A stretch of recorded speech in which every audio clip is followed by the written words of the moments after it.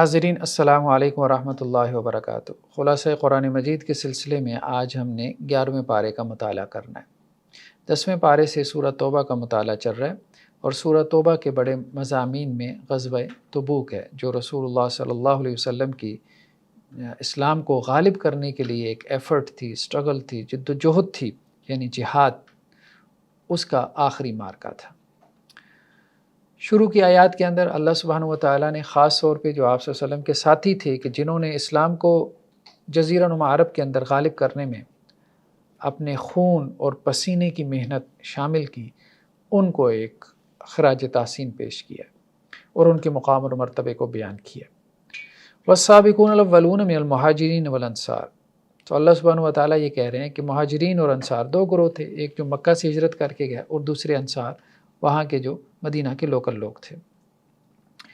ان میں جو سبقت لے جانے والے ہیں یعنی سینئر صحابہ ہیں، ایک تو یہ ہو گیا، والذین اتبعوہم باحسان، اور پھر جنہوں نے ان سینئر صحابہ کی پیروی کی یعنی جونیئر صحابہ جو فتح مکہ اور اس کے بعد ایمان لائے۔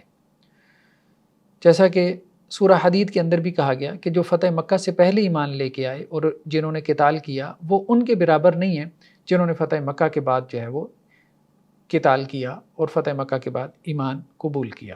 تو بہرحال صحابہ کے اندر گریڈیشن ہے، اس میں کوئی حرج نہیں ہے، اس گریڈیشن کے کرنے میں یہ درست ہے۔ کچھ سینئر صحابہ ہیں، کچھ جونیئر صحابہ ہیں۔ پھر سینئر صحابہ میں بھی سب سے افضل حضرت ابوبکر صدیق رضی اللہ عنہ ہیں، پھر اس کے بعد خلفائے راشدین ہیں، پھر عشرہ مبشرہ ہیں، پھر اس کے بعد اصحاب بدر ہیں، پھر اس کے بعد جو ہے وہ صلح حدیبیہ کے جو تو 1400-1500 اصحاب ہیں وہ ہیں، پھر اس کے بعد فتح مکہ کے صحابہ کا معاملات ہے۔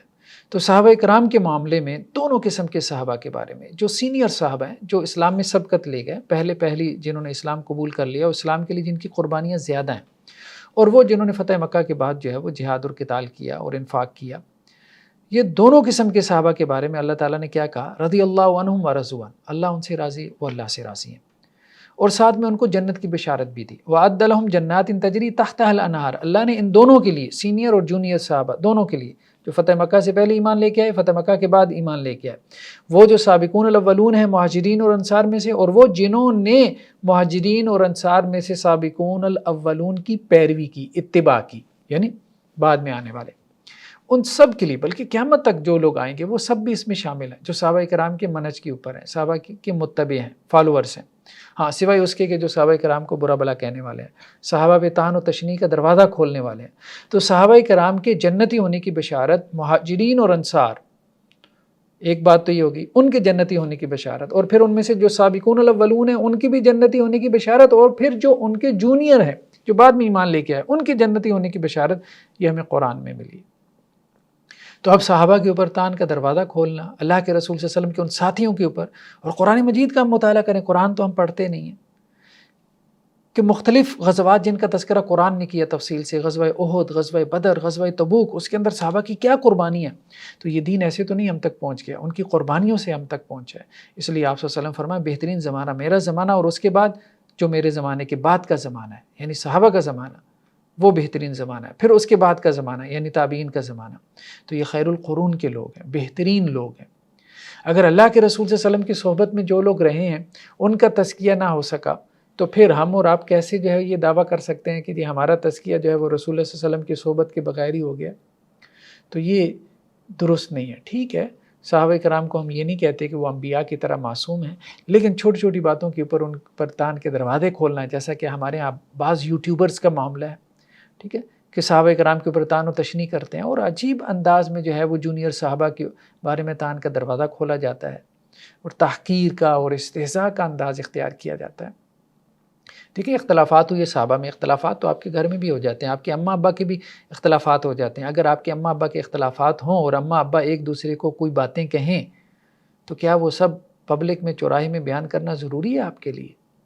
کہ ہمارے ابا نے جو ہے وہ ہماری اماں کو یہ صلاح باتیں سنائی اور ہماری اماں نے جو ہے وہ ہمارے ابا کو جو ہے وہ یہ باتیں بنائیں، ٹھیک ہے، آپ کہیں یہ بات تو حق سچ ہے، ٹھیک ہے حق سچ ہوگی، آپ کے اماں ابا کی لڑائی حق سچ ہوگی، ہر گھر میں لڑائیاں ہوتی ہیں، لیکن کیا اس کو پبلک پلیس پہ بیان کرنا، اسپیکر پکڑ کے جو ہے وہ آپ ممبر پہ بیٹھ کے اس کو بیان کریں کہ یہ ہمارے گھر میں ہو رہا ہے، میں اس لیے بیان کروں کہ یہ حق سچ ہے؟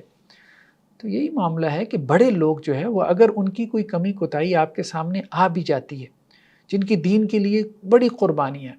پہلی بات تو یہ ہے کہ اس طرح کی کمی کوتاہی ہے نہیں، اور ویسے بھی جو ہے وہ جھوٹی تاریخی روایتیں ہیں جن کو بنیاد بنا کے جو ہے وہ اس قسم کا طعن و تشنیع کا دروازہ کھولا جاتا ہے، اور اگر آ بھی جاتی ہے تو جس کا خیر کا پہلو غالب ہو تو اس کی جو کمی کوتاہی ہوتی ہے اس کو بیان نہیں کیا جاتا۔ تو بہرحال اللہ سبحانہ و تعالیٰ اس طبقے کو سمجھ عطا فرمائے جو صحابہ کرام رضوان اللہ علیہم اجمعین، اللہ کے رسول صلی اللہ علیہ وسلم کے اولین جو ساتھی تھے، اصحاب تھے، اور جن کی وجہ سے یہ دین ہم تک پہنچا، جن کی قربانیوں سے۔ حضرت موسیٰ علیہ السلام کے ساتھیوں نے جواب دے دیا تھا، اذهب انت وربک فقاتلا انا هنا قاعدون، آپ اور آپ کے جو ہے وہ پروردگار جا کے قتال کریں، ہم تو یہاں بیٹھے ہوئے ہیں۔ تو کیا ہوا؟ بنی اسرائیل 40 سال تک جو ہے صحرا کے اندر بھٹکتے پھرتے رہے، لیکن صحابہ کرام نے اللہ کے رسول صلی اللہ علیہ وسلم کے ساتھ کھڑے ہو کے قربانیاں دیں، بدر میں دیں، احد میں دیں، خندق میں دیں، پھر اس کے بعد فتح مکہ میں شامل ہوئے، پھر اس کے بعد حنین کی جنگ ہوئی، اس میں شامل رہے، پھر تبوک۔ تو ایک سیرت کا مطالعہ کریں، بہت قربانیاں ان کی، تو ہمیں تو ان کا شکر گزار ہونا چاہیے، بجائے اس کے کہ ہم ان کے اوپر جو ہے وہ طعن کے دروازے کھولیں اور اس کو جو ہے وہ اپنے مذہب کی جو ہے وہ اور مسلک کی پہچان بنائیں، یا اپنا جو ہے وہ تعارف بنا لیں۔ مطلب بعض لوگوں نے اپنا تعارف ہی یہ بنا لیا کہ جی یہ صحابہ کرام کا ناقد ہے، معاذ اللہ ثم معاذ اللہ، اور اسی تعارف کے ساتھ وہ جو ہے وہ دنیا سے جائے گا اور لوگ اس کا تذکرہ کریں گے کہ جی ناقد صحابہ جو ہے وہ چلا گیا ہے۔ تو یہ کوئی اچھا تبصرہ ہوگا کسی کے اوپر، کیونکہ ساری زندگی صحابہ کے اوپر طعن و تشنیع میں گزر گئی، اللہ کے رسول صلی اللہ علیہ وسلم کے ساتھیوں کے اوپر طعن و تشنیع میں گزر گئی۔ نیکسٹ آیات کے اندر جو ہے وہ منافقین کی ایک مسجد کا تذکرہ۔ ہم نے کہا تھا کہ مدینہ کے اندر جیسا کہ کچھ لوگ تو ایمان لے کے آ گئے تھے، تو یہ سچے لوگ تھے، سچے مومن تھے۔ کچھ ایسے تھے جو منافق تھے، بظاہر ایمان لے آئے تھے لیکن حقیقت میں ایمان نہیں لائے تھے، جیسے کہ عبداللہ بن ابی اور اس کے ساتھیوں کا تذکرہ۔ اب یہ وہ لوگ تھے جو احد میں علیحدہ ہو گئے، آج یہ کہتے ہیں کہ جی صحابہ میں تو منافق بھی تھے۔ او بھائی صحابہ منافق نہیں تھے، اس بات کو سمجھو، اس بات کو سمجھو، صحابہ منافق نہیں تھے۔ صحابی کی جو ٹیکنیکل ڈیفینیشن ہے وہ یہی ہے کہ صحابی وہ ہوتا ہے جس نے حالت ایمان میں اللہ کے رسول صلی اللہ علیہ وسلم کو دیکھا اور حالت ایمان میں ہی دنیا سے چلا گیا۔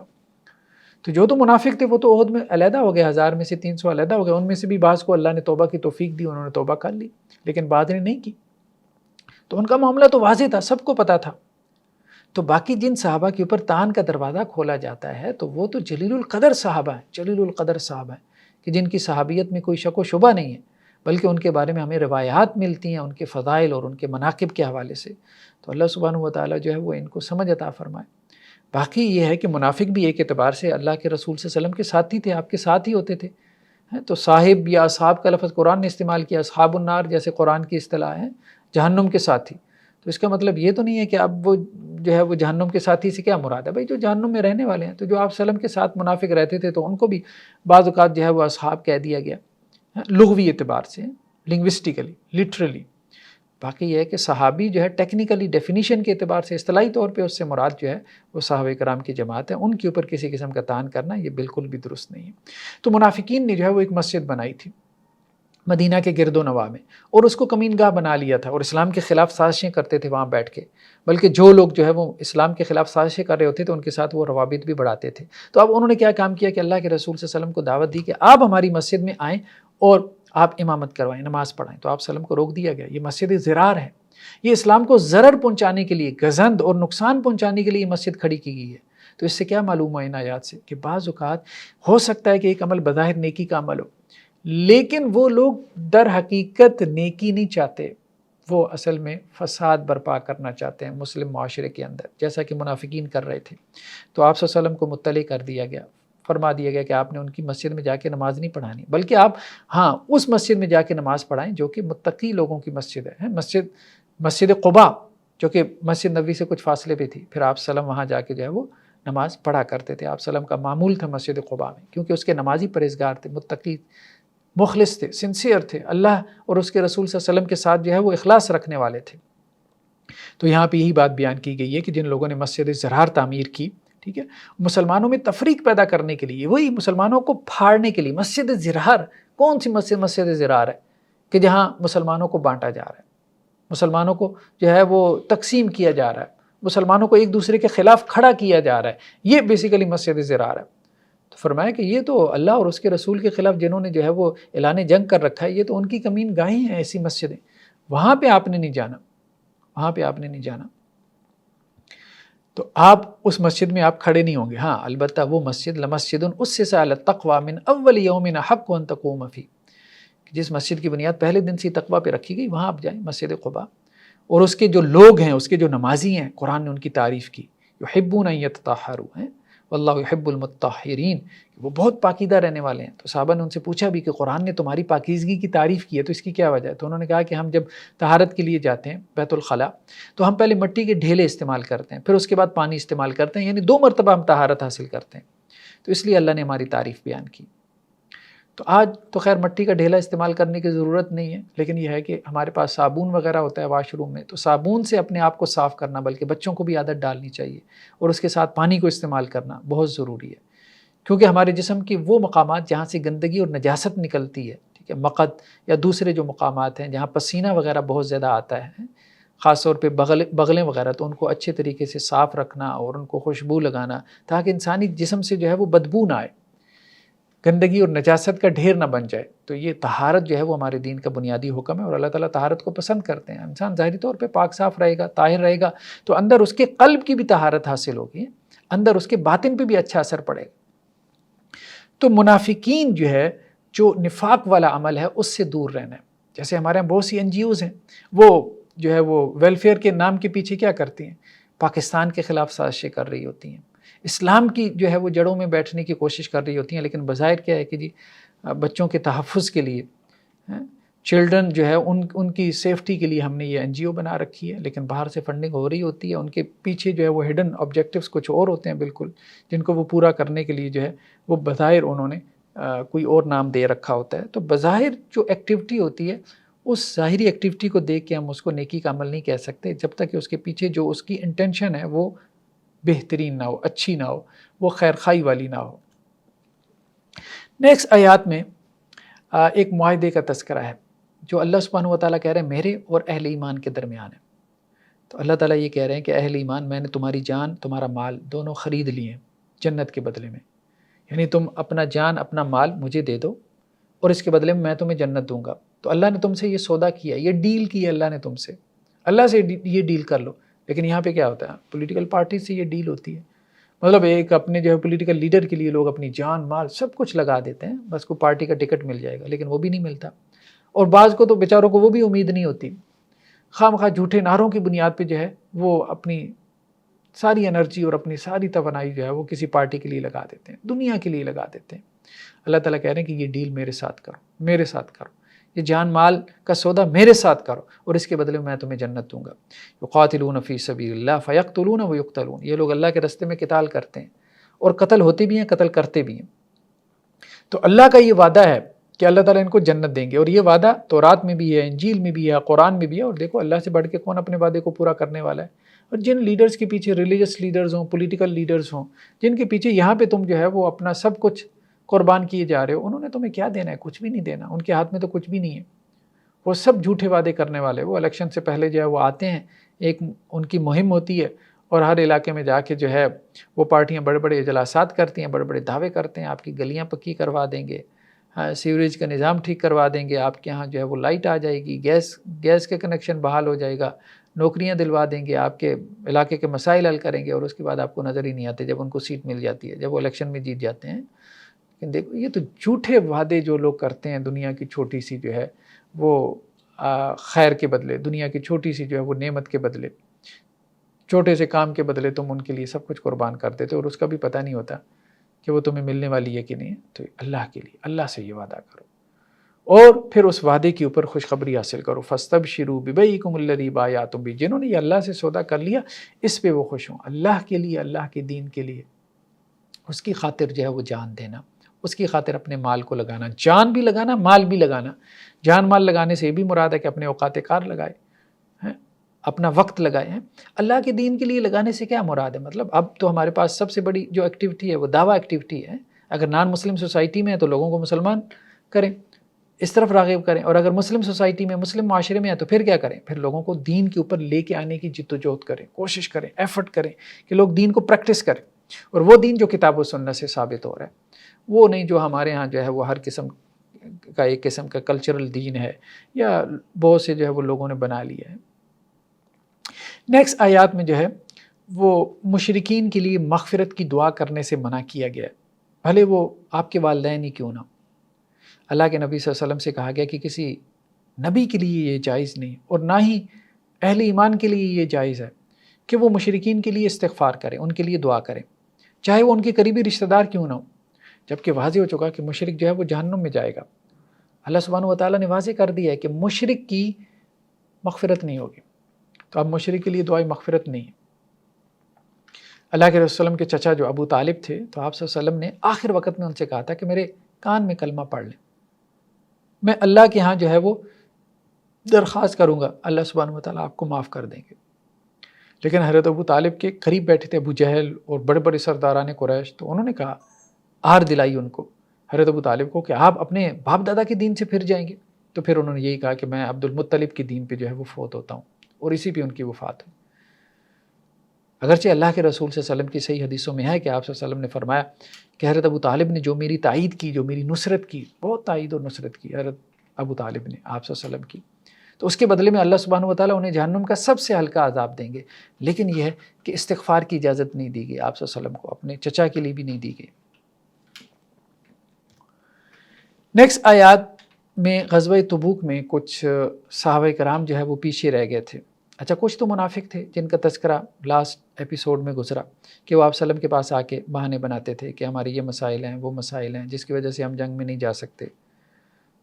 اور دوسری طرف کچھ ایسے مسلمان تھے جو مخلص تھے، سنسیئر تھے، خیر خواہ تھے اللہ اور اس کے رسول کے ساتھ، لیکن یہ ہے کہ وقتی طور پہ ان کے اوپر سستی کا حملہ ہو گیا، تو سستی کی وجہ سے جو ہے وہ، کم ہمتی کی وجہ سے وہ جنگ میں شریک نہیں ہو سکے، تو ان کے لیے پھر بائیکاٹ کیا گیا، ان کا سوشل بائیکاٹ 40 دن تک لوگوں نے ان کے ساتھ جو ہے وہ بات چیت چھوڑ دی، منع کر دیا گیا کہ ان کے ساتھ بات چیت نہیں کرنی۔ پھر 10 دنوں کے بعد یہ بھی کہا گیا کہ اپنی بیویوں سے بھی علیحدہ ہو جاؤ، تو یہ 50 دن ان کے لیے بہت سخت تھے۔ تو ان میں 3 صحابہ کے نام آتے ہیں، حضرت کعب بن مالک اور حضرت ہلال اور حضرت مرارہ۔ اب یہ مخلص صحابہ تھے، تو جب یہ آپ صلی اللہ علیہ وسلم جو ہے وہ غزوہ تبوک سے واپس آئے ہیں، تو یہ آپ صلی اللہ علیہ وسلم کے پاس آئے، تو اللہ کے رسول صلی اللہ علیہ وسلم نے ان سے پوچھا کہ آپ کیوں نہیں غزوے میں شامل ہوئے؟ تو انہوں نے کہا کہ اللہ کے رسول صلی اللہ علیہ وسلم، سچی بات یہی ہے کہ ہمارے پاس سواری بھی تھی، ہمارے پاس استطاعت بھی تھی، بس اسی سوچ میں کہ آج نکلتے ہیں کل نکلتے ہیں، ہمیں تاخیر ہو گئی، ہم لیٹ ہو گئے۔ تو اب ان کا معاملہ کیا ہوا؟ قرآن مجید نے کہا کہ ان 3 کا تذکرہ کرو کہ جن کے اوپر زمین تنگ ہو گئی تھی اپنی ساری کشادگی کے باوجود، اور ان کی اپنی جان بھی ان کے اوپر تنگ ہو گئی تھی۔ مطلب سوشل بائیکاٹ ہو گیا، تو انسان سوشل اینیمل ہے، جب سب سے ہی جو ہے وہ بالکل قطع تعلق ہی ہو جائے تو انسان کیسے رہ سکتا ہے؟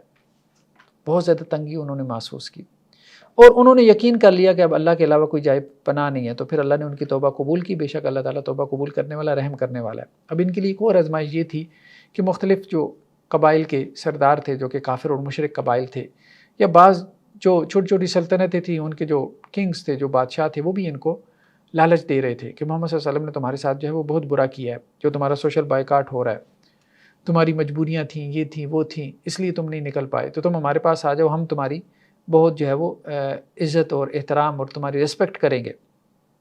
لیکن اللہ نے انہیں ثابت قدم رکھا اور وہ اپنے دین پر ثابت قدم رہے۔ تو یہی ہے کہ غلطی ہو جاتی ہے، لیکن منافق جو ہے وہ اپنی غلطی کو کیا کرتا ہے؟ ڈیفینڈ کرتا ہے، اس کو جسٹیفائی کرتا ہے، اور جب بندہ مومن ہوتا ہے وہ اپنی غلطی کا اعتراف کر لیتا ہے، اللہ تعالیٰ اس کے لیے توبہ کا دروازہ کھول دیتے ہیں۔ تو بس یہ ایٹیچیوڈ کا فرق ہے۔ نفاق اور ایمان والے دونوں ایٹیچیوڈ میں بنیادی فرق یہی ہے کہ ایمان والے ایٹیچیوڈ میں یہ ہے کہ غلطی ہوتی ہے اور بندہ ندامت اور شرمندگی کا احساس کرتے ہوئے معافی مانگ لیتا ہے، اور منافقت والے ایٹیچیوڈ میں کیا ہوتا ہے، جس میں انسان نفاق کے راستے پہ چل پڑتا ہے، کہ انسان جو ہے وہ اپنی غلطی کو جسٹیفائی کرتا ہے، قسمیں اٹھاتا ہے کہ میں نے ٹھیک کیا، اپنے آپ کو مطمئن کرنے کی کوشش کرتا ہے میں بالکل ٹھیک کر رہا ہوں۔ پھر شیطان بھی اس کے لیے اس کے برے اعمال کو کیا کرتا ہے؟ مزین کر دیتا ہے، اور وہ اسی پہ مطمئن ہو جاتا ہے۔ جیسے ہمارے یہاں بہت سارے لوگوں کو دیکھیں کہ انہوں نے اپنے آپ کو پتہ نہیں کیسے مطمئن کیا ہوتا ہے، اتنا ظلم کرتے ہیں، دنیا کی ہر برائی کریں گے، اور پھر اپنے آپ کو جو ہے وہ انہوں نے مطمئن بھی رکھا ہوگا۔ یہ وہ منافقانہ ایٹیچیوڈ ہے، وہ انسان کو جو ہے وہ دنیا اور آخرت میں تباہ کر دیتا ہے۔ نیکسٹ آیات میں جو ہے وہ سچے لوگوں کی صحبت میں رہنے کا حکم دیا گیا، کہا گیا کہ اہل ایمان اللہ سے ڈرتے رہو، وکونوا مع الصادقین، اور سچے لوگوں کے ساتھ رہو، صدق، سچائی۔ جو سچ بولنے والے ہیں، سچائی صرف قول کی نہیں ہے بلکہ عمل کی بھی سچائی ہے۔ بعض اوقات انسان قول سے تو سچا ہوتا ہے لیکن اپنے عمل سے جو ہے وہ جھوٹ بول رہا ہوتا ہے۔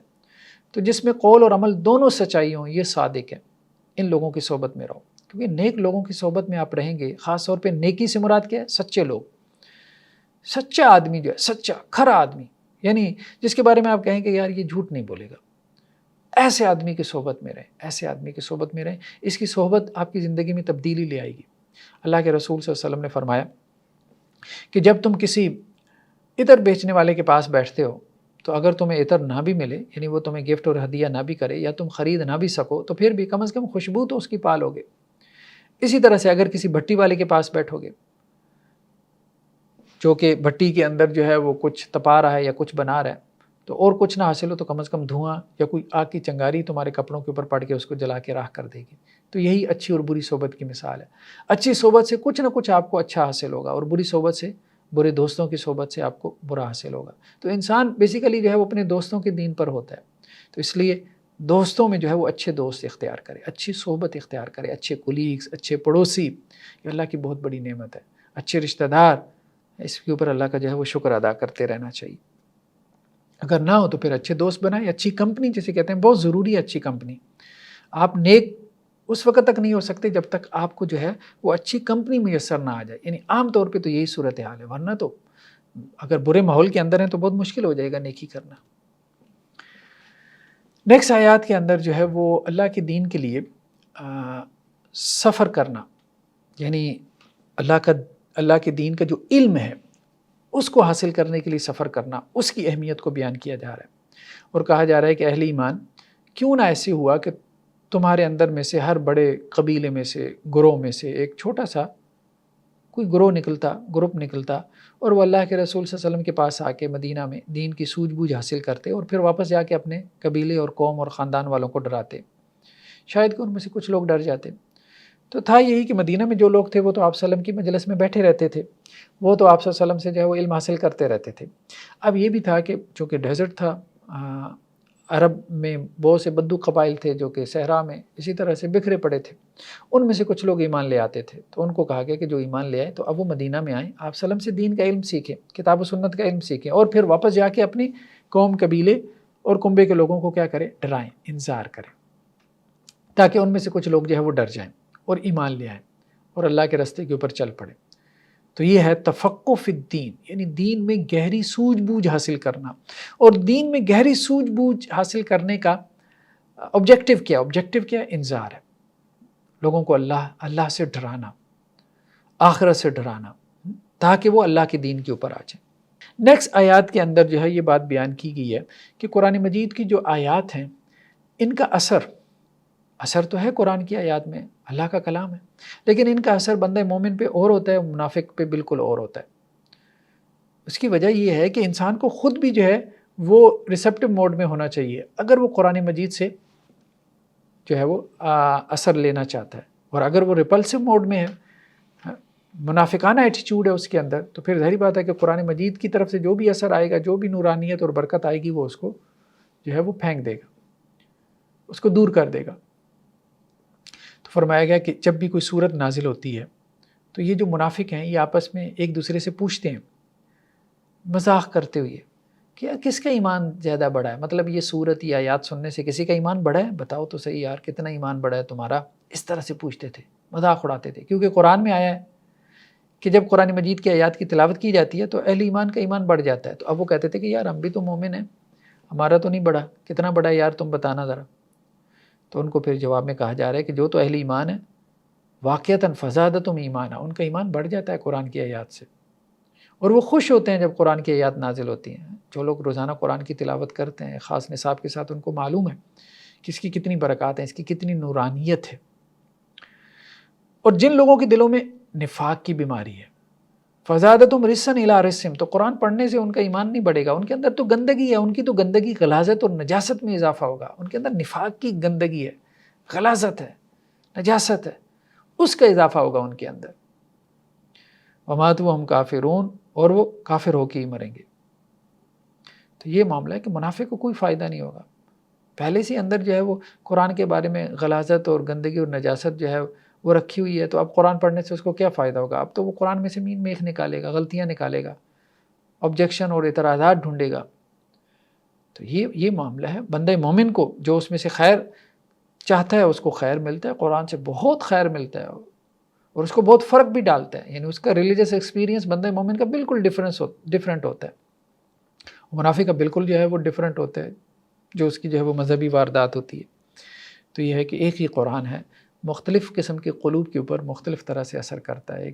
ایک دل وہ ہے کہ جو مومن دل ہے، اور ایک وہ ہے جو کہ منافق دل ہے، اور ایک وہ ہے جو کافر دل ہے۔ ہر دل جو ہے وہ وہی کو، اس کے اثرات کو اپنے اپنے اعتبارات سے جو ہے وہ لیتا ہے۔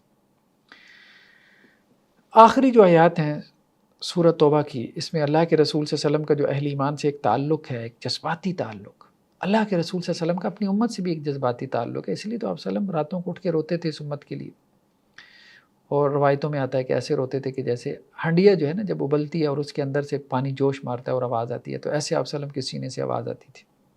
اور ساتھ میں توکل علی اللہ کا بیان ہے کہ اپنے معاملات اللہ کے سپرد کر دو۔ تو فرمایا گیا کہ تمہارے پاس ایک رسول آئے، اور اے اہل ایمان وہ رسول تمہارے بارے میں بہت حریص ہیں، جیسے ہم اپنی اولاد کے بارے میں حریص ہوتے ہیں نا کہ ان کو یہ بھی مل جائے وہ بھی مل جائے۔ تمام والدین لالچ کرتے ہیں اپنے اولاد کے بارے میں، یہ کامیاب ہو جائیں، کہیں کسی مقام پوزیشن پہ پہنچ جائیں۔ تو اسی طرح اللہ کے رسول صلی اللہ علیہ وسلم اس امت کے بارے میں کہ یہ کامیاب ہو جائیں، اور اللہ کے رسول صلی اللہ علیہ وسلم کس اعتبار سے کامیابی کو سامنے رکھتے ہیں؟ آخرت کی کامیابی۔ اور اگر تمہارے اوپر کوئی چیز جو ہے وہ گراں گزر رہی ہو تو اللہ کے رسول صلی اللہ علیہ وسلم کو بھی یہ چیز جو ہے وہ مشکل میں ڈال دیتی ہے۔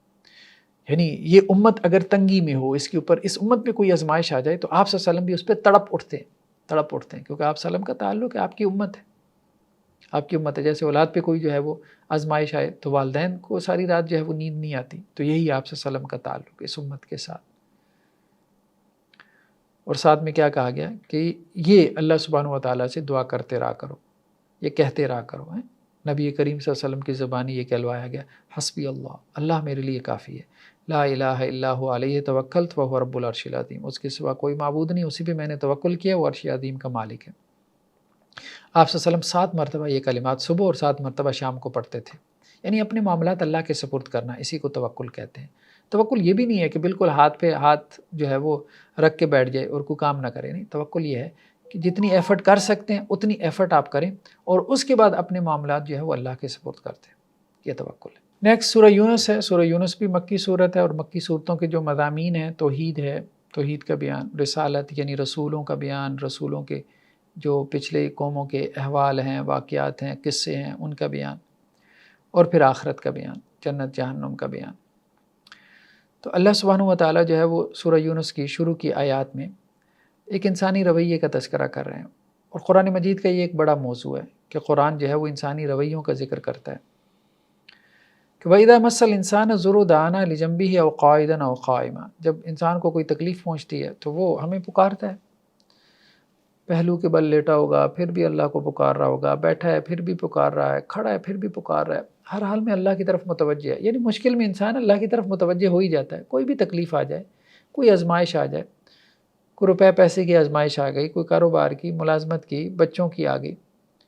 فلما کشفنا عنہ ضرہ مر کأن لم یدعنا الی ضر مسہ، جب ہم اس سے اس کی تکلیف دور کر دیتے ہیں، اللہ تعالیٰ مدد کر دیتے ہیں بعض اوقات، بلکہ اکثر اوقات اللہ سبحانہ و تعالیٰ مدد کر دیتے ہیں اور انسان کی آزمائش کو جو ہے وہ ٹال دیتے ہیں، پھر انسان آسانی میں، آسائش میں، خوشحالی میں آ جاتا ہے، تو پھر ہمارے پاس ایسے گزر جاتا ہے جیسے ہمیں جانتا ہی نہ ہو۔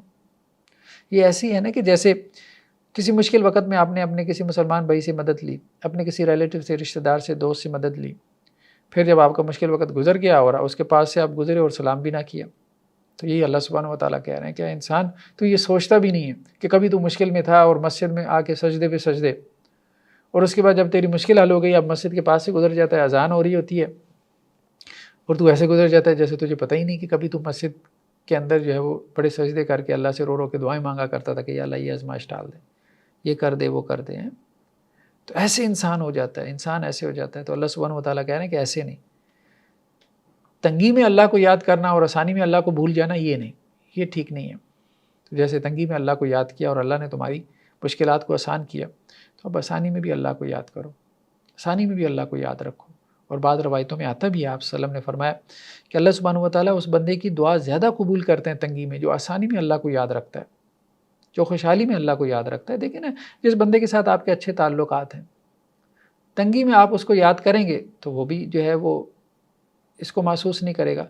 لیکن اگر جب آپ کو کوئی کام پڑتا ہے اور آپ جو ہے اس کا دروازہ کھٹکھٹانا شروع کر دیتے ہیں تو وہ بھی کہے گا کہ یار کیا معاملہ ہے، اور جب بھی کوئی مسئلہ ہو تو تبھی جو ہے وہ میں یاد آتا ہوں، ویسے تو میرے ساتھ کوئی تعلق ہی نہیں ہے، کوئی بات چیت ہی نہیں ہے۔ تو یہی معاملہ ہے اللہ کے ساتھ بھی، آسانی میں بھی اللہ کو یاد رکھے، اللہ کے دین کی نصرت کر رہا ہو، اللہ کے دین کی مدد کر رہا ہو، پھر جب تنگی آئے گی تو اللہ تعالیٰ اس کی نصرت اور مدد کریں گے۔ نیکسٹ آیات میں یہ بات کہی گئی ہے کہ مشرکین یہ مطالبہ کرتے تھے آپ صلی اللہ علیہ وسلم سے کہ آپ کوئی ایسا قرآن مجید لے کے آئیں کہ جس میں ہمارے معبودوں پہ تنقید نہ ہو، کیونکہ قرآن مجید میں ان کے معبودوں پہ تنقید ہوتی تھی، خاص طور پہ ان کے بتوں کے اوپر، اور یہ بات ان کو بہت زیادہ جو ہے وہ لگتی تھی۔ وہ کہتے تھے کہ آپ یہ بات بیان کریں مثبت انداز میں بیان کر لیں کہ اللہ کی عبادت کرنی چاہیے، لیکن ہمارے بتوں کو برا بلا نہ کہیں۔ تو اس پہ قرآن نے تبصرہ کرتے ہوئے کہا کہ اے نبی صلی اللہ علیہ وسلم، جو لوگ جو ہے وہ ہم سے ملاقات کی امید نہیں رکھتے، وہ آپ سے کیا کہہ رہے ہیں، ائت بقرآن غیر ھذا وبدل، کہ آپ کوئی اور قرآن لے آئیں، یعنی جس میں ہمارے بتوں کی برائی نہ ہو، یا اس قرآن کو بدل ہی دیں۔ تو آپ ان سے کہہ دیں کہ یہ میرے بس میں نہیں ہے کہ میں اس قرآن کو بدل ڈالوں اپنی جی سے، اپنے آپ سے، میں تو صرف وحی کی پیروی کر رہا ہوں۔ اور انی اخاف ان عصیت ربی عذاب یوم عظیم، مجھے بھی یہ اندیشہ ہے کہ اگر میں اپنے رب کی نافرمانی کروں تو ایک بہت بڑے دن کا عذاب جو ہے وہ تیار کھڑا ہے۔ تو تم کس باغ کی مولی ہو؟ تو یہ بیسیکلی مشرکین مکہ کا جو ہے وہ مطالبہ تھا۔ آج بھی دیکھیں ہمارے ہاں بہت سارے مطالبات آپ کو مل جاتے ہیں، جی قرآن میں یہ ہے، قرآن میں وہ ہے، ٹھیک ہے۔ تو اچھا وہ قرآن میں نہ ہوتا یا یہ نہ ہوتا تو کیا وہ قرآن پہ ایمان لے آتے؟ پھر بھی ایمان نہ لے کے آتے۔ تو ان کا تو معاملہ یہی ہے کہ انہوں نے تو اعتراض ہی کرنا ہے، انہوں نے ماننا نہیں ہے، کیونکہ ماننے سے جو ہے وہ ان کو اطاعت کرنی پڑتی ہے، اور وہ تو آزادی کے مت والے ہیں، وہ تو چاہتے ہیں کہ جی ہمیں تو مادر پدر آزادی ملے، جو چاہیں ہم مرضی کریں۔ نیکسٹ آیات میں یہ بات کہی گئی کہ مشرکین جو ہے وہ اپنے معبودوں کو اللہ کے ہاں سفارشی قرار دیتے تھے۔ مشرکین کو جب کہا جاتا تھا کہ اللہ کے علاوہ کوئی عبادت کے لائق نہیں، تو وہ یہی کہتے تھے کہ ہم تو ان کو مستقل بذات عبادت کے لائق سمجھتے ہی نہیں ہے نا، ہاں یہ مستقل بذات تو ہمیں کوئی بھی چیز عطا کرنے والے نہیں ہیں۔ اصل میں یہ ہوتا ہے کہ اللہ ان کو دیتا ہے اور یہ اللہ کو دیتے ہیں، یا یہ اللہ کے یہاں ہماری سفارش کرتے ہیں اور پھر ہمیں اللہ سے ملتا ہے۔ تو اللہ سبحانہ و تعالیٰ اسی پہ تبصرہ کرتے ہوئے کہہ رہے ہیں کہ وہ اللہ کے ماں سوا کی عبادت کرتے ہیں، اور اس کی عبادت کرتے ہیں جو نہ ان کو نفع پہنچا سکتا ہے نہ ان کو نقصان دے سکتا ہے۔ وَيَقُولُونَ هَؤُلَاءِ شُفَعَاؤُنَا عِندَ اللَّهِ، اور وہ کہتے یہ ہیں کہ یہ اللہ کے یہاں ہمارے سفارشی ہیں۔ یہ جو بت ہیں نا، اصل میں بت بھی ان کے پیچھے پرسنالٹیز تھیں، ہم اس پہ گفتگو کر چکے ہیں، جن پرسنالٹیز کی وہ پوجا کرتے تھے۔ جیسے ہندو مت میں بھی آج جن بتوں کی پوجا کی جاتی ہے ان کے پیچھے پرسنالٹیز ہیں، کچھ اشخاص ہیں جن کی وہ پوجا کرتے ہیں۔ تو وہ کہتے ہیں کہ یہ اللہ کے یہاں کیا ہیں، سفارشی ہیں۔ وہ یہ کہتے تھے چونکہ دین ابراہیمی بھی تھے تو اللہ کا کانسیپٹ ان کے یہاں تھا، حضرت ابراہیم علیہ السلام کے دین سے چلا آ رہا تھا۔ تو یہاں پہ بھی اب دیکھیں کہ اس امت میں بھی جب یہ شرک ہوتا ہے تو یہی باتیں کہی جاتی ہیں کہ اصل میں تو ہم ان کو مستقل بذات تو سمجھ ہی نہیں رہے نا کہ ہم ان کی کوئی عبادت کر رہے ہیں یا وہ جو ہے وہ ہمیں عطا کر رہے ہیں، ہم تو انہیں اللہ کے یہاں سفارشی بنا رہے ہیں۔ نہیں، اللہ سے براہ راست مانگو، کسی کو اللہ کے یہاں سفارشی بنانے کی ضرورت نہیں ہے، کسی وزیر مشیر اللہ کو معاذ اللہ دنیا کے بادشاہوں پہ ہم نے اللہ کو تھوڑا قیاس کرنا ہے کہ جس طرح رابطے کے لیے جو ہے وہ ہمیں وزیروں اور مشیروں کی جو ہے وہ ضرورت پڑے۔ وَيَقُولُونَ هَؤُلَاءِ شُفَعَاؤُنَا عِندَ اللَّهِ، اور وہ یہ کہتے ہیں کہ یہ ہمارے سفارشی ہیں اللہ کے یہاں۔ تو اللہ تعالیٰ کیا تبصرہ کر رہے ہیں، قُلْ أَتُنَبِّئُونَ اللَّهَ بِمَا لَا يَعْلَمُ فِي السَّمَاوَاتِ وَلَا فِي الْأَرْضِ، کہ اللہ کو تم یہ خبر دے رہے ہو، وہ جو زمین اور آسمان سب کو جاننے والا ہے، تو اللہ کو تم یہ خبریں دے رہے ہو، بتا رہے ہو جو کچھ آسمان میں ہے زمین میں ہے، مطلب اللہ کی انفارمیشن میں اضافہ کرنا چاہ رہے ہو تم، اللہ کو بتانا چاہ رہے ہو کہ یا اللہ آپ کا کوئی پرنسپل سیکرٹری بھی ہے جس کے واسطے سے ہمیں آپ سے مانگنا ہے، اللہ کو بتانا چاہ رہے ہو، یہ تو تم اللہ کے نالج میں اضافہ کر رہے ہو، یہ کہہ کے کہ جی اللہ کے یہاں کچھ سفارشی ہیں اور ان کے واسطے سے ہمیں اللہ سے مانگنا ہے۔ سبحان اللہ، پاک ہے، اللہ اس سے پاک ہے، بہت بڑا ہے، وتعالی عما یشرکون، اور اللہ بہت بلند ہے اس سے جو تم شرک کرتے ہو۔ یہ ساری چیزیں شرک کے رستے کھولتی ہیں، کو سختی سے جو ہے وہ منع کر دیا گیا، سختی سے منع کر دیا گیا۔ براہ راست اللہ سے مانگو. کیوں؟ جن کو تم وسیلہ بنا رہے ہو وہ کس سے مانگتے تھے؟ وہ کیا کسی اور کا وسیلہ بناتے تھے؟ وہ بھی تو اللہ کے رسول صلی اللہ علیہ وسلم، اللہ کے رسول صلی اللہ علیہ وسلم ہوں یا حضرت عیسیٰ ہوں یا حضرت موسیٰ ہوں یا جتنے بھی بڑے بڑے جو ہے وہ آپ اولیاء کی بات کریں، وہ سب اللہ سے براہ راست مانگتے تھے. یہی ان کی عادت تھی اور اسی وجہ سے ان کو وہ مقام اور مرتبہ ملا کہ وہ اللہ سے ہی مانگنے والے تھے. تو یہ شیطان نے بیسیکلی جو ہے وہ مزین کر دیا ہے ان چیزوں کو، ورنہ تو قرآن بہت واضح ہے، بہت کلیئر کٹ ہے کہ استغاثہ جو ہے، پکارنا جو ہے وہ صرف اللہ کو ہے، اللہ کو ہے، اللہ کے ماں سوا کو نہیں. نیکسٹ آیات میں یہ بات کہی جا رہی ہے کہ مشرکین جو ہے وہ مشکل وقت میں صرف اللہ کو ہی پکارتے تھے، یعنی جب ہر طرف سے مایوس ہو جاتے تھے تو پھر اللہ کو پکارتے تھے. جیسا کہ اللہ تعالیٰ یہاں مثال میں بیان کر رہے ہیں کہ اللہ تعالیٰ ان کو سمندر میں خشکیوں میں چلاتے ہیں، ان کے قافلے چلتے تھے تجارت کے لیے. کہا گیا کہ جب تم سمندر میں ہوتے ہو کسی کشتی میں اور بڑی پاکیزہ اور طیب ہوائیں چل رہی ہوتی ہیں اور بڑے خوش ہوتے ہیں کہ یہ بڑا اچھا سفر جا رہا ہے، اچانک تیز و تند ہوا آ جاتی ہے، طوفان، باد و براں شروع ہو جاتا ہے اور ہر طرف سے بڑی بڑی موجیں اٹھتی ہوئی نظر آتی ہیں، لہریں، اور انہیں یہ گمان ہو جاتا ہے کہ اب وہ گھیر لیے گئے. دعوا اللہ مخلصین لہ الدین، تو اب اللہ کو پکارتے ہیں خالص اس کے لیے اپنی اطاعت، اپنی خالص اطاعت کو شو کرتی ہوئی. اور ساتھ میں کیا کہتے ہیں؟ لئن انجیتنا من ہذہ لنکونن من الشاکرین، یا اللہ اس مصیبت سے اگر آپ نے بچا لیا تو ہم لازماً شکر گزار ہو جائیں گے. تو ہمارے یہاں بھی کیا ہوتا ہے، ہر دربار سے، ہر تعویذ گنڈے سے جب مایوس ہو جاتے ہیں تو پھر آخر میں رب یاد آ جاتا ہے، اب اللہ سے دعا کرتے ہیں. اچھا چلیں، بعض اوقات یہ بھی ہوتا ہے کہ اللہ تعالیٰ ان کی مدد کر دیتا ہے، پھر بعد میں کیا کہتے ہیں؟ اللہ کے ساتھ شرک کرنے لگ جاتے ہیں. اچھا وہ فلاں تعویذ جو ہے وہ بھی کروایا تھا یا فلاں دربار پہ بھی حاضری دی تھی، ہو سکتا ہے کہ اس کا کوئی اثر ہو گیا ہو، معاذ اللہ ثم معاذ اللہ. تو یہ شیطان نے کس طرح سے انسان کو جو ہے وہ دھوکے میں ڈالا ہوا ہے شرک کے معاملے میں. شرک کے بھائی اللہ سے مانگنے میں تو کوئی اختلاف نہیں ہے، تو بس صرف اللہ سے مانگو.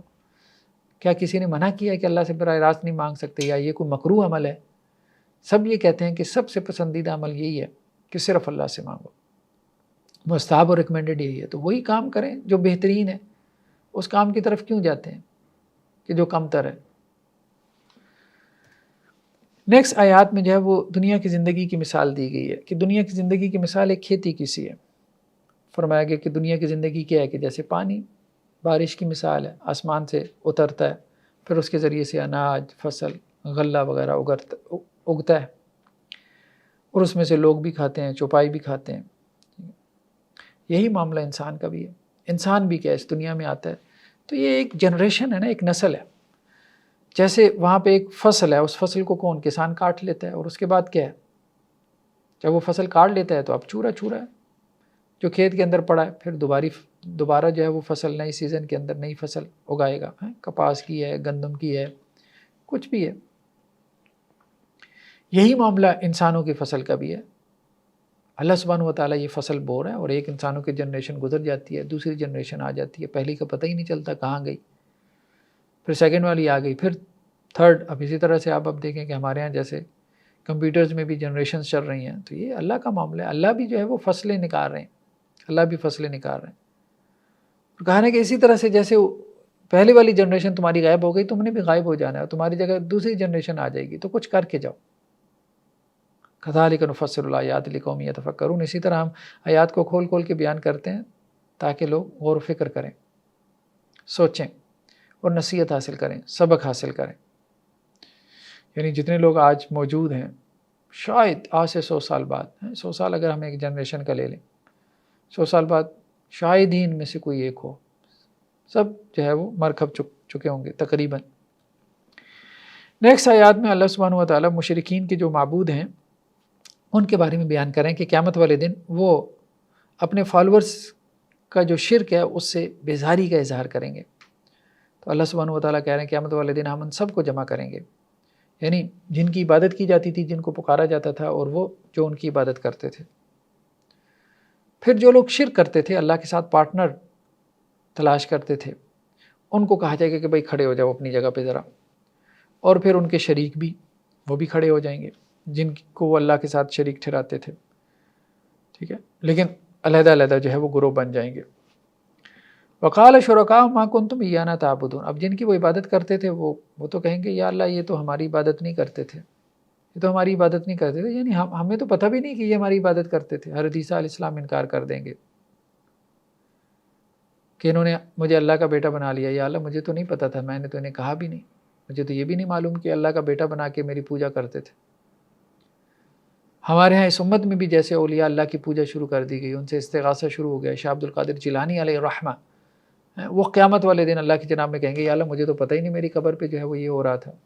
حضرت علی حجویری یہ کہیں گے مجھے تو معلوم ہی نہیں کہ خانہ کعبہ کے رخ کو چھوڑ کے جو ہے وہ میری قبر کی طرف رخ کر کے جو ہے وہ سجدہ کیے جا رہے تھے حضرت، اور مسجد میں جو ہے وہ جانے کے بجائے وہاں جا کے نماز پڑھنے کے بجائے میری قبر کے گرد جو ہے وہ طواف کر رہے تھے، اور اللہ کے راستے میں خرچ کرنے کے بجائے جو ہے وہ قبر پہ جو ہے وہ چڑھاوا اور نذرانے جو ہے وہ دیے جا رہے تھے، تو مجھے تو پتہ ہی نہیں تھا۔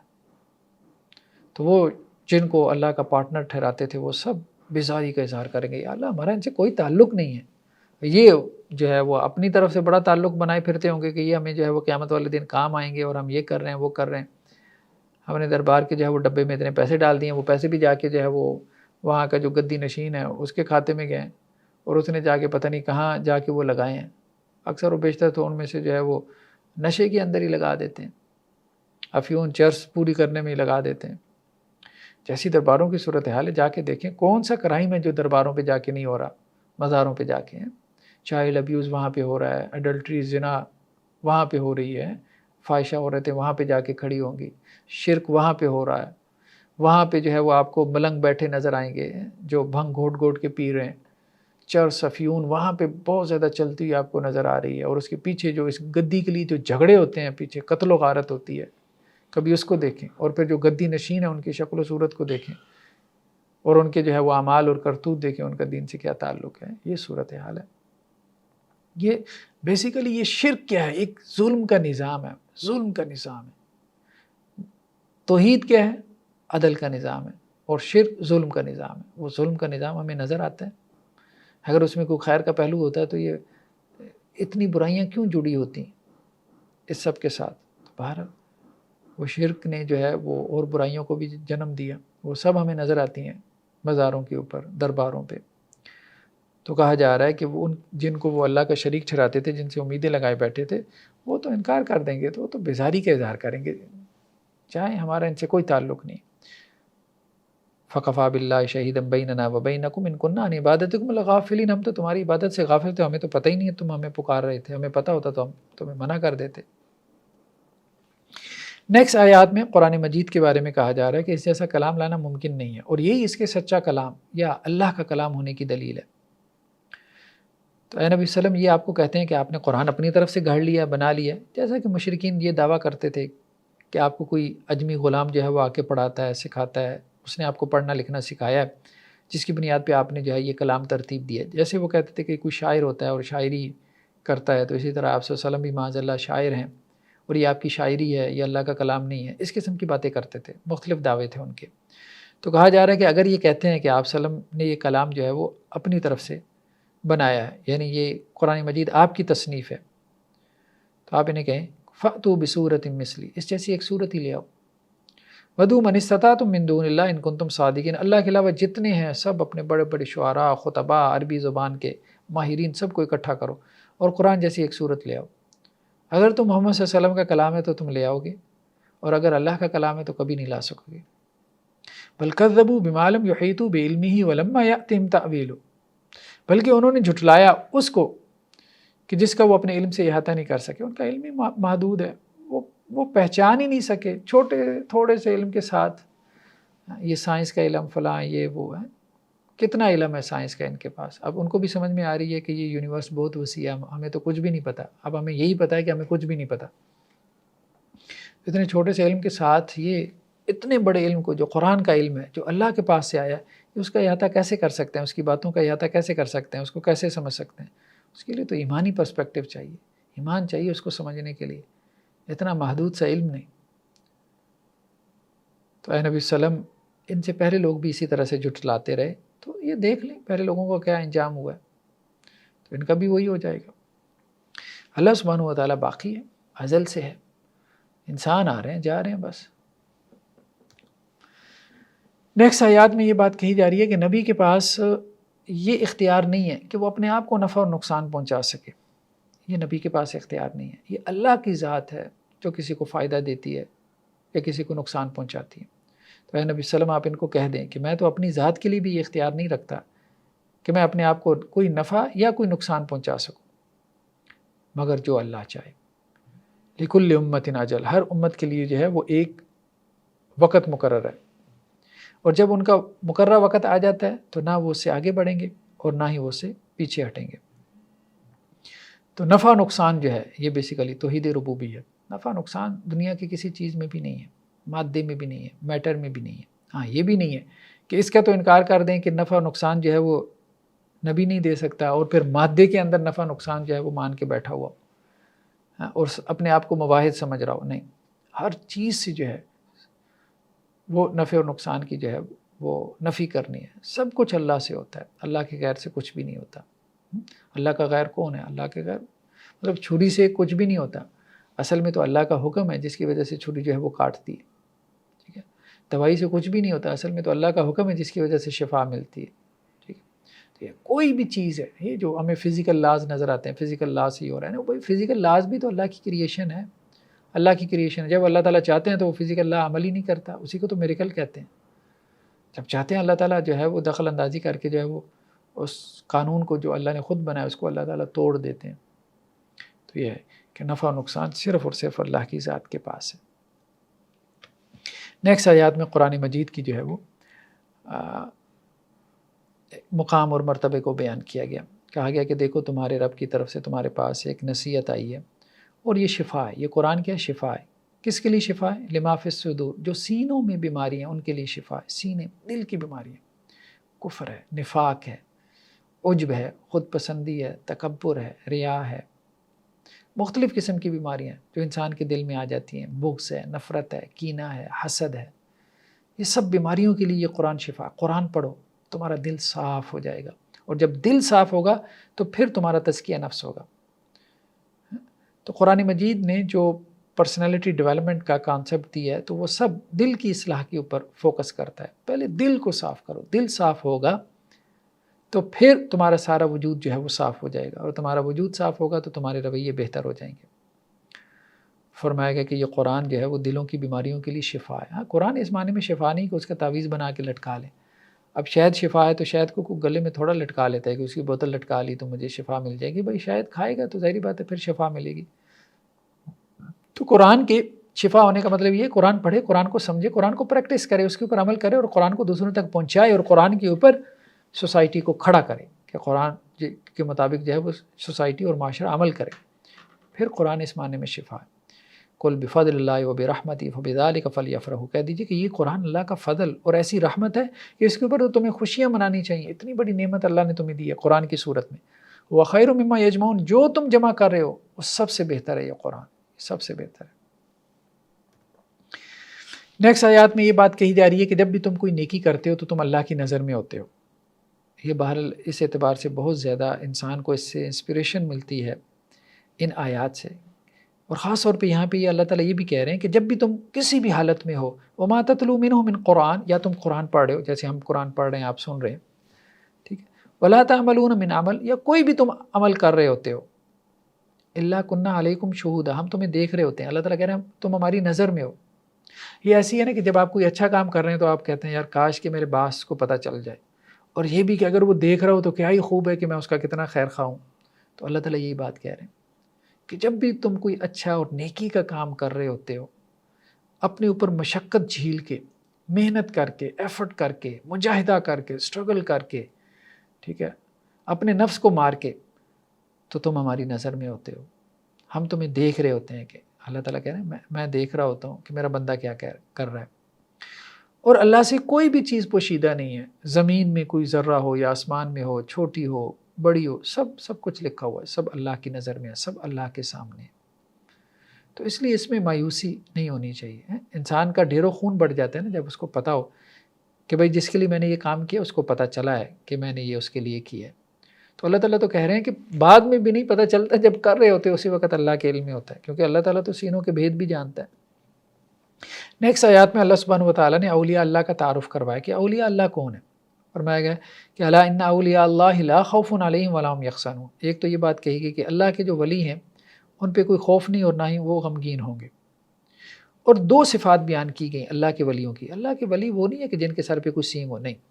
الذین آمنوا وکانوا یتقون، ایمان اور تقوی، ایمان لے کے آئے اور پھر متقی ہیں، ان کے اندر ایمان ہے، ایمان کی دولت سے وہ سرفراز ہے. اور دوسرا متقی ہیں، اللہ سے ڈر ڈر کے زندگی گزارنے والے ہیں، گناہ سے بچنے والے ہیں، شرک سے بچنے والے ہیں، اللہ کی نافرمانی اور معصیت کے کاموں سے بچنے والے ہیں. تو یہ اللہ کا ولی ہے، یہ اللہ کا ولی ہے. اب ہمارے ہاں اللہ کا ولی ہونے کا کرائٹیریا اور بنا دیا گیا کہ بس جس کی کرامتیں زیادہ ہوں تو وہ اللہ کا ولی ہے، جو ہوا میں اڑ کے دکھا دے. چلیں اب خیر پچھلے زمانے میں تو ہوا میں اڑ کے دکھانا جو ہے یہ کرامت سمجھی جاتی تھی. اب تو انسان نے ویسی ہوا میں اڑنا شروع کر دیا، انسان کے لیے تو وہ مشکل ہی نہیں رہ گیا. ٹھیک ہے، سوشل میڈیا پہ دیکھیں کئی ایک ویڈیوز آپ کو وائرل نظر آتی ہیں، انسان ہوا میں اڑ رہا ہے. اصل یہ چیز نہیں ہے. حضرت جنید بغدادی علیہ الرحمہ، ان کے پاس ایک صاحب آئے، لوگ آتے تھے تو اپنی اصلاح کے لیے آئے کہ ان کی مجلس میں رہیں اور کچھ اپنے جو ہے وہ اصلاح کے لیے کچھ واضح و نصیحت وغیرہ لیں. تو کافی عرصہ ان کی مجلس میں رہے. پھر جب جانے لگے حضرت جنید بغدادی علیہ الرحمہ نے کہا، پوچھا کہ جس مقصد سے آئے تھے وہ پورا ہو گیا؟ تو کہنے لگے کہ نہیں. تو حضرت جنید بغدادی علیہ الرحمہ نے کہا کہ کیا وجہ ہے؟ تو انہوں نے کہا میں نے تو بڑا نام سنا تھا کہ آپ بڑے بزرگ ہیں، بڑے پہنچے ہوئے ہیں، تو لیکن میں نے دیکھا آپ کی کوئی کرامت نہیں دیکھی، اتنے سال میں آپ کے ساتھ رہا. تو حضرت جنید بغدادی علیہ الرحمہ نے کہا کہ بس مجھے ایک بات بتا دو، جتنے سال تم میرے ساتھ رہے مجھے یہ بتاؤ کہ مجھے کوئی خلاف شریعت کام کرتے دیکھا، کوئی حرام کام کرتے دیکھا، کسی کی دل آزاری میں نے کی ہو، کوئی گناہ کیا ہو، کوئی معصیت کا کام؟ اس نے کہا نہیں. تو نے کہا بس یہی سب سے بڑی کرامت ہے، یہی سب سے بڑی کرامت ہے. تو اگر یہ کرامت تمہیں سمجھ نہیں آ رہی تو پھر تمہیں کیا سمجھ میں آئے گا؟ باقی تو کرامتیں نہیں ہیں، وہ تو آپ ہندوؤں کو دیکھیں، بدھ مت کے بھکشوؤں کو دیکھیں تو وہ اسے بڑی کرامتیں جو ہے وہ دکھا لیتے ہیں، فریب نظر. باقی کرامت کا جاری ہو جانا ٹھیک ہے، وہ ٹھیک ہے کہ جو اللہ کے نیک ولی ہوتے ہیں ان کے ہاتھ پہ کرامت بھی جاری ہو جاتی ہے، لیکن وہ کرامتیں دکھانے میں جو ہے وہ اس کا شوق نہیں رکھتے، ہاں، نہ ہی وہ اس کا جو ہے وہ شو آف کرتے ہیں. بلکہ کہا یہ جاتا ہے کہ کرامت تو ولی کا حیض ہوتی ہے، یعنی جیسے عورت حیض کو چھپاتی ہے اس طرح ولی اپنی کرامت کو چھپاتا ہے. جو ظاہر کر دے وہ کس چیز کا ولی ہے. نیکسٹ آیات میں فرعون کے جو ہے وہ غرق ہونے کا قصہ بیان کیا گیا کہ فرعون جو ہے جس کی طرف حضرت موسیٰ علیہ السلام کو مبعوث کیا گیا، اب وہ ایمان نہیں لے کے آیا. حضرت موسیٰ علیہ السلام جو ہے وہ راتوں رات بنی اسرائیل کو لے کے نکلے اور انہوں نے بحیرہ جو ہے وہ قلزم اس کو عبور کیا. اب پیچھے جو ہے وہ فرعون اپنے لاؤ لشکر کے ساتھ آ رہا تھا. اس نے جب دیکھا کہ پانی چٹانوں کی طرح کھڑا ہے، سمندر کا پانی، اور درمیان میں رستہ بنا ہوا ہے، تو اس نے بھی اپنے جو ہے وہ سپاہیوں کو کہا کہ اپنے گھوڑے وغیرہ ڈال دیں. انہوں نے ڈال دیے. تو اب وہ جب درمیان میں پہنچے تو اللہ نے کے حکم سے وہ پانی آپس میں مل گیا اور وہ سب جو ہے وہ غرق ہونے لگے. اب جب وہ غرق ہونے لگا تو اس وقت کہنے لگا آمنت انہ لا الہ الا الذی آمنت بی بنو اسرائیل، کہ میں اس رب پہ ایمان لے کے آتا ہوں جس پہ بنی اسرائیل ایمان لے کے آئے، وانا من المسلمین، اور میں مسلمان ہوتا ہوں. تو اس کو کہا گیا الآن، اب نہیں، وقت گزر چکا ہے، اب نہیں. یہ ایسی ہے 3 گھنٹے جو ہے وہ آپ کو ایگزامینیشن ہال میں ملتے ہیں. اب ایک اسٹوڈنٹ بیٹھا رہتا ہے ادھر ادھر کی باتیں سوچتا رہتا ہے، جب 3 گھنٹے پورے ہو جاتے ہیں کہتا ہے سر اب مجھے نا وہ آنسر آ گیا. تو وہ اس کے جو ایگزامینر ہوگا، انویجیلیٹر ہوگا، اس کی شیٹ اس سے کھینچ لے گا، کہے گا بھائی وقت ختم ہو گیا، بس اتنی سی بات ہے. تو اس کا بھی وقت ختم ہو گیا تھا. تو جب تک زندگی ہے تو وقت ہے، آپ کمرہ امتحان میں ہیں، کچھ کر لیں. تو اللہ سبحانہ و تعالیٰ نے یہ بات کہی کہ اب ایمان لے کے آتے ہو، نہیں اب ایمان قابل قبول نہیں، اب تو وقت ہی ختم ہو گیا، اور اس سے پہلے تو نافرمانی کر چکا ہے اور تو فساد کرنے والوں میں سے تھا. فَالْيَوْمَ نُنَجِّيكَ بِبَدَنِكَ لِتَكُونَ لِمَنْ خَلْفَكَ آیَةً، آج تیرا بدن ہم بچا کے رکھیں گے تاکہ پچھلوں کے لیے نشانی اور عبرت کا کام دے. اور سمندر نے اس کی لاش کو باہر پھینک دیا. پھر فرعون کی لاش پڑی رہی بہت عرصے تک، لوگوں کے لیے جو ہے وہ عبرت کا سامان پیدا کرتی رہی. آج بھی کہا جاتا ہے کہ اہرام مصر میں جو ایک ممی جو ہے وہ دریافت ہوئی ہے وہ رامسس دوم کی تھی. ہے فرعون تو بیسیکلی ایک پورا خاندان تھا، جیسے ہمارے مغل جو ہے وہ ایک پورا خاندان تھا، کئی صدیوں تک انہوں نے حکومت کی. اسی طرح فرعونہ جو ہے وہ مصر کے بادشاہ تھے، انہوں نے حکومت کی. وہ ایک فرعون تو تھا نہیں، لیکن جو حضرت موسیٰ علیہ السلام کا فرعون تھا اس کا نام آتا ہے رامسس دوم. تو اب جو اہرام مصر میں اس کی میوزیم میں جو فرعون کی ممی یا جو لاش پڑی ہے، کیا یہ اسی فرعون کی ہے جو موسیٰ علیہ السلام کا فرعون تھا یا یہ کوئی اور فرعون تھا؟ تو اس کے بارے میں ڈیبیٹ ہے. بعض اہل علم کہتے ہیں کہ یہ وہی تھا، بعض کہتے ہیں کہ نہیں یہ اور تھا. لیکن بہرحال یہ ہے کہ قرآن میں انداز یہی ہے کہ اللہ تعالیٰ اس کی جو ہے وہ لاش کو بچا کے رکھیں گے اور پچھلوں کے لیے عبرت بنائیں گے، لیکن قیامت کے دن تک کے الفاظ بہرحال نہیں ہیں کہ قیامت کے دن تک اللہ سبحانہ و تعالیٰ اس کی لاش کو محفوظ رکھیں گے، یہ ہمیں تذکرہ نہیں ملتا۔ یہ ملتا ہے کہ ایک وقت تک کے لیے اللہ تعالیٰ اس کی لاش کو محفوظ رکھیں گے تاکہ لوگوں کے لیے عبرت بنے۔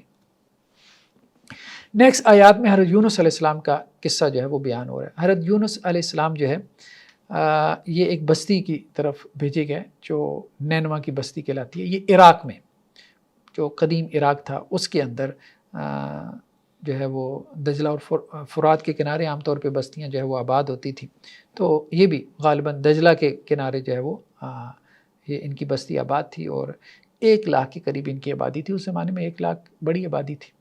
تو حضرت یونس جو ہے وہ ان کی طرف بھیجے گئے اللہ کے نبی اور رسول بنا کے۔ تو حضرت یونس علیہ السلام نے دعوت و تبلیغ کا کام کیا، قوم ایمان نہیں لے کے آئی۔ پھر پچھلی قوموں پہ جیسے جو ہے وہ عذاب نازل ہوتا تھا تو ان کے لیے بھی جو ہے وہ عذاب کے آثار ظاہر ہونا شروع ہو گئے۔ تو حضرت یونس علیہ السلام اس سے پہلے اپنی قوم کو جو ہے وہ چھوڑ کے چلے گئے، اللہ کی طرف سے حکم نہیں آیا تھا۔ اب نبی کے لیے یہ ہوتا ہے کہ جب تک اللہ کی طرف سے حکم نہ آئے تو اس وقت تک نبی جو ہے اپنی قوم کو چھوڑ کے نہیں جا سکتا، لیکن حضرت یونس علیہ السلام کو یہ تو پتہ چل گیا تھا کہ اب عذاب آنے والا ہے، لیکن اللہ کی طرف سے چونکہ اس اسٹیشن کو چھوڑنے کا حکم نہیں تھا اور وہ چھوڑ کے چلے گئے تھے، تو اب جب وہ بیٹھے ہیں کشتی میں تو کشتی جو ہے وہ ڈولنے لگی ہے، تو کسی نے کہا کہ جی کوئی غلام اپنے مالک سے جو ہے وہ بھاگ کر آیا، تو قرہ ڈالتے ہیں، تو جو بھاگ کے آیا ہے تو اس کو ہمیں جو ہے وہ اپنی کشتی سے اتارنا پڑے گا ورنہ تو سب ڈوب جائیں گے۔ تو وہ قرہ جو ہے وہ حضرت یونس علیہ السلام کے نام نکلا، تو ان کو جو ہے وہ سمندر میں دھکیل دیا گیا۔ اس کا تذکرہ ہمیں قرآن میں بھی بعض دوسرے مقامات پہ ملتا ہے جس کا ذکر آئے گا آگے چل کے۔ تو ان کو ایک مچھلی نے نگل لیا، پھر وہ مچھلی کے پیٹ میں رہے تقریباً 3 دن تک، پھر اس میں انہوں نے اللہ سے دعا کی لا الہ الا انت سبحانک انی کنت من الظالمین، اور پھر مچھلی نے انہیں جو ہے وہ سمندر کے کنارے جو ہے وہ اگل دیا، اور پھر کمزوری سے اللہ تعالیٰ نے ان کو صحت جو ہے وہ عطا فرمائی۔ اب دوسری طرف ان کی جو قوم کے لوگ تھے تو جب عذاب کے آثار نظر آنا شروع ہوئے تو یہ سب اپنے قوم کے لوگ جو ہے وہ عورتوں کو، بچوں کو، بوڑھوں کو لے کے نکلے، اور پھر اللہ کے سامنے جو ہے وہ گڑ گڑا کے آہوزاری کی اور معافی مانگی، تو اللہ تعالیٰ نے عذاب کو ٹال دیا۔ تو یہ صرف قوم یونس کی ایک ایکسیپشن ہے کہ جب عذاب کے آثار نظر آنا شروع ہو گئے تو پھر ان سے عذاب جو ہے وہ ٹال دیا گیا، ورنہ کسی بھی قوم کے ساتھ ایسا نہیں ہوا کہ جب عذاب کے آثار نظر آنا شروع ہو جاتے تو پھر عذاب نہیں ٹلتا تھا۔ جیسے ابھی فرعون کی اور آل فرعون کی جو ہے وہ ذکر گزرا کہ ان کا ایمان قبول نہیں کیا گیا جبکہ وہ ڈوب رہے تھے۔ اس کی وجہ یہ بیان کی جاتی ہے کہ چونکہ حضرت یونس علیہ السلام اللہ کے حکم کے بغیر جو ہے وہ بستی چھوڑ کے چلے گئے تھے، تو اس کا کریڈٹ جو ہے وہ ان کی قوم کو دیا گیا۔ تو کہا گیا کہ کوئی بھی بستی کو اس کا ایمان جو ہے وہ کام نہ آیا، یعنی کب؟ جب عذاب کے آثار نظر آنا شروع ہو گئے، سوائے قوم یونس کے۔ جب وہ ایمان لے کے آئے تو ہم نے ان سے ان کے عذاب کو جو ہے وہ دور کر دیا۔ اور کون سا عذاب؟ یہ دنیا کی زندگی کا عذاب تھا، اور ہم نے ایک اور وقت مقرر تک کے لیے ان کو جو ہے وہ مہلت دے دی۔